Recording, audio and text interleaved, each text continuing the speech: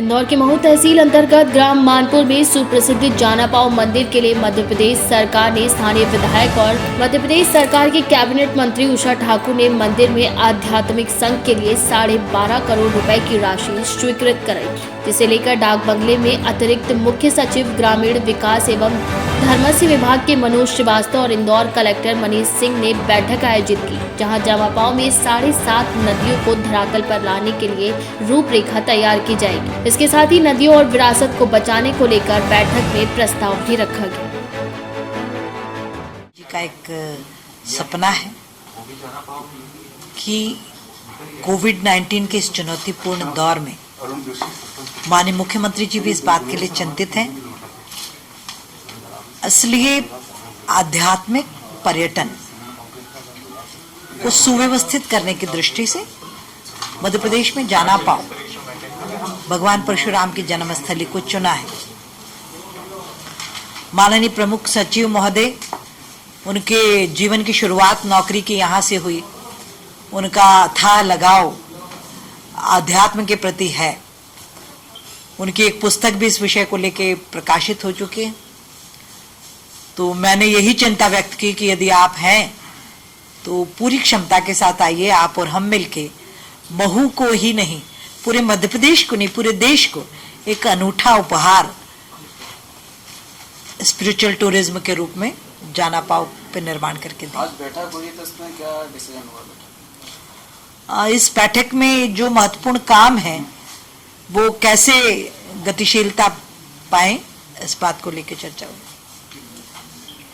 अनिवार्य आवश्यकताएं हैं, उन सबको कैसे वहां अपन विकसित करें, इस बात को लेके ही बिंदुवार चिंता और उसके व्यवहारिक धरातल पे उसका समाधान कैसे हो, इस बात को लेकर ये बैठक है। के सर्वांगीण विकास पर, ग्रामीण क्षेत्रों के सर्वांगीण विकास के लिए हम लोग काम कर रहे हैं और माननीय मंत्री महोदया जो है, उनका बार बार आग्रह था कि इसका एक पूरा खाका बनाया जाए और खासकर उसमें उनका विशेष जो चिंता थी वो जाना पाव को लेकर थी। जाना पाव एक ऐतिहासिक और सांस्कृतिक दृश्य से महत्वपूर्ण तो है, ये पर्यावरणीय दृश्य से भी बहुत महत्वपूर्ण है। पर्यावरण के हिसाब से उसमें जो 7 नदियां हैं, उसका 7.5 नदियां प्लस उसके साथ साथ जो वहाँ पर इतनी बड़ी जो वनौषधियाँ हैं उनका भंडार है, तो और इकोलॉजिकली हमारे लिए बहुत ही महत्वपूर्ण क्षेत्र है। तो कैसे उसकी संरक्षा हो सके और दूसरी तरफ उसकी जो विरासत है, जो आध्यात्मिक विरासत है, उसको लेकर भी कौन कौन से काम किए जा सकते हैं, तो वो सब चीज़ें आज डिस्कस की गई। तो उसमें सबसे पहले तो वाटरशेड एक्टिविटीज़ लेंगे हम लोग, ताकि वहाँ का वन जो है वो और घनीभूत हो सके और सघन हो सके, और जो एक तरह से जो आधुनिक समय में जो पर्यावरणीय चुनौतियाँ मिल रही हैं उनका सामना कर सके। तो मनरेगा से वाटरशेड के काम वहाँ पर करवाए जाएंगे। फिर उसके अलावा ये है कि उसमें परशुराम और जमदग्नि का क्षेत्र है, तो वो प्राचीन जो गुरु परंपरा थी उसको देखते हुए यहाँ पर क्या एक गुरुकुल का निर्माण हो, वो भी हमारी प्राथमिकता रहेगी। और हाँ, अभी मैं जाना पाव ख़त्म कर लूँ, फिर उसके बाद वैष्णव परंपरा में, हमारी भारतीय परंपरा में एक अवतार माने जाते हैं और इसलिए अवतार परंपरा पर एक शोधपीठ की स्थापना हो, ये बहुत दिनों से एक महू के लोगों का स्वप्न है। तो उस स्वप्न को पूरा करने की दृष्टि से भी हम लोग ग्रामीण विकास से क्या सहायता कर सकते हैं, उसको भी आज चर्चा में लिया गया। और वो एक वनस्पति उद्यान वहाँ पर उस तरह से विकसित हो, और जो वहाँ मंदिर की जो अप्रोच रोड हो, ऐसे बहुत सारे जो अनुषंग हैं जो जाना पाव के हैं। जहाँ तक ग्रामीण क्षेत्र की बात है, महू के ग्रामीण क्षेत्रों में मनरेगा के भीतर जो 262 कार्य अनुज्ञेय कार्यों की श्रेणी में आते हैं, उनमें से जो भी प्रासंगिक काम हैं, उन सभी कामों को गांवों में हाथ में लेना है, और इस उद्देश्य से लेना है कि गांवों में एक बुनियादी जो अधोरचना का निर्माण जो है हर गांव में वो हो सके। से फोकस कर रहे हैं। रोजगार पर मुख्यमंत्री जी ने उसको प्राथमिकता के रूप में, सबसे बड़ी प्राथमिकता के रूप में चिन्हित किया है उन्होंने। तो इसलिए हर गांव का एक आजीविका प्लान बने और जिसमें ऑल्टरनेटिव एम्प्लॉयमेंट अपॉर्चुनिटीज़ की भी लिस्टिंग हो और जो एक पूरा अध्ययन हो इस बात का कि गांव में कौन कौन से लोग हैं जो किसी काम में लगे हुए हैं और कौन हैं जो कि नहीं लगे हुए हैं। जो नहीं लगे हुए हैं वो स्त्री या पुरुष, उनके लिए हम लोग कौन से विकल्प उपलब्ध करवा सकते हैं, ये सब देखना होगा। वहीं दूसरी तरफ इंदौर जिले के महू में गुरु नानक देव का 551वां प्रकाश पर्व हर्षोल्लास के साथ मनाया गया। कोरोना काल को देखते हुए एक समाज के द्वारा प्रकाश पर्व सरकार की गाइडलाइंस का पालन करते हुए किया गया, लेकिन हर बार की तरह इस बार नगर में कीर्तन एवं लंगर का आयोजन नहीं किया गया। मैं खड़ा हूँ आज आर्मी कैंट एरिया के गुरुद्वारे में, जो प्रकाश पर्व बहुत ही धूमधाम से मनाया जाता है। लेकिन एक कोरोना काल का प्रकाश पर्व है। इस प्रकाश पर्व में आज जिस तरह से जो प्रशासन की गाइडलाइन के हिसाब से यहाँ दर्शन किए जा रहे हैं और व्यवस्था की गई है, इसी तरह हम पूछेंगे कि भैया ये आज जो प्रकाश पर्व है हर साल की तरह जो मनाया जाता था, ये आज कैसा क्या बन रहा है, बताएं भैया। सब अभी थोड़ा कोरोना करके थोड़ा अच्छा नहीं बना पा रहे हैं। अभी लंगर लगाते थे हम, अभी लंगर नहीं लगा पा रहे। अभी मिठाई का स्पीड का थोड़ा लंगर लगा रखा।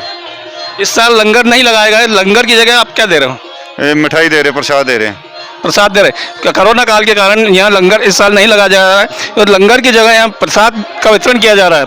पैकेट में प्रसाद दी जा रही है। और मैं अभी और किसी से पूछता हूँ कि भैया यहाँ कैसे क्या चल रहा है, क्या लंगर इस बार नहीं लगा, कैसा लग रहा है? बहुत बढ़िया लग रहा है। कोरोना काल के चक्कर में ये इसी कारण से ये बिल्कुल प्रसाद बांटा जा रहा है, नहीं तो पहले लंगर चलता था यहाँ पे। तो इस बार प्रसाद बांटा जा रहा है? बिल्कुल। क्या हर साल से कितनी भीड़ है? कम है इस बार, कोरोना काल के चक्कर में इसीलिए कम है ये। इस साल कोरोना काल के चक्कर में बहुत कम भीड़ है देखने को मिल रही है। इसी तरह से मैं कैमरा पर्सन को बोलूँगा कि अंदर जो बाबा जी का जो दरबार है, दरबार को भी दिखाएं और दरबार में जो व्यवस्था की गई है तो व्यवस्था को भी दिखाएं।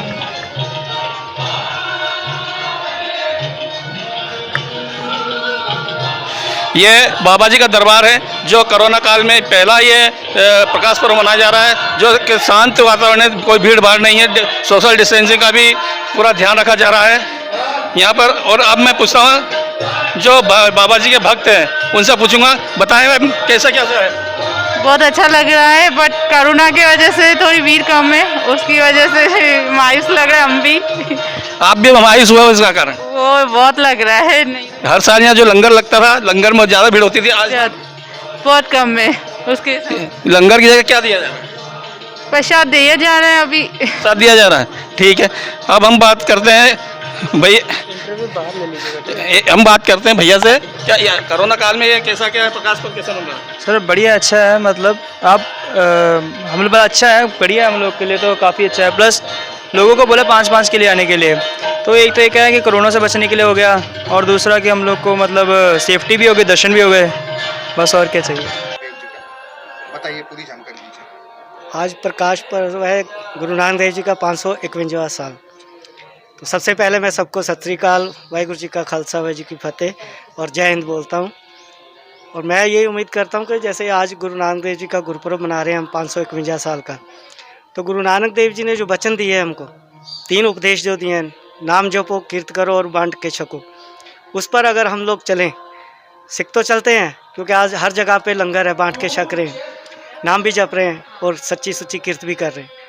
तो ये अगर सारा वर्ल्ड और सारा हमारा देश जो ये करे, तो जितना माहौल बिगड़ा हुआ है ना देश का, वो सब सुधर जाएगा। क्योंकि नाम जपने से बंदे को पता लगता है कि मुझे नेक कमाई करनी है, और नेक कमाई करके उसको ये होता है कि जितनी कमाई मैं अपने पास रख रहा हूँ अपने गुजारे लायक, उसमें से 10वां हिस्सा जो है वो देश के लिए और अपने गरीब गुरबों के लिए निकाले, ताजो जिसको खाना नहीं मिल रहा है इस कोरोना काल में, उसको खाना भी मिले, उसका भी पेट भर जाए। तो इसी उपदेश को हम आज लेकर चल रहे हैं। कोरोना के चलते पहले तो यहाँ पर पहले बहुत बड़ा लंगर होता था, शाम तक चलता था, लेकिन अभी कोरोना के चलते हुए लंगर हमने बंद किया हुआ है। और वैसे मिठाई का जो प्रसाद है वो हम लोगोसिंह करके दिया है सबको। जी, नाम बताइए। मेरा सूबेदार प्रदीप सिंह। इंदौर के मऊ से KKD न्यूज़ संवाददाता संजय वर्मा की रिपोर्ट।